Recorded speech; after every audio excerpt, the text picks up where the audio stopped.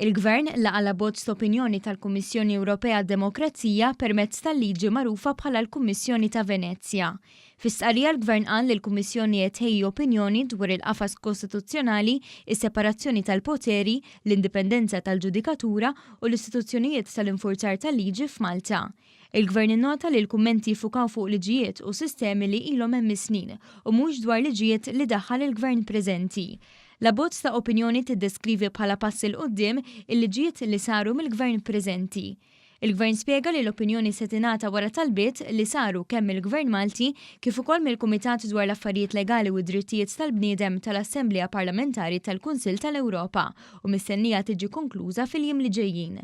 Qal li l-Gvern se joħroġ pożizzjoni uffiċjali wara l-pubblikazzjoni tar-rapport finali. Intant, il-Ministru għall-Ġustizzja Win Bonnici indirizza l-117 il-sessjoni plenarja tal-Kummissjoni li saret Venezja. Fid-diskors tiegħu ta' spjegazzjoni tal-qafas kostituzzjonali ta' pajjiżna ta' tibdil li wettaq fil-Kostituzzjoni u fliġijiet oħra biex tissaħħaħ id-demokrazija u r-rispett lejn id-drittijiet tal-bniedem.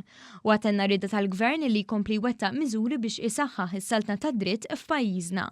Matul is-sessjoni, il-President tal-Kummissjoni ta' Venezja Gianni Bucquicchio u r-rapporter Martin Kwiġer faħru l-opinjoni dwar Malta lejn il-Gvern ta' Malta.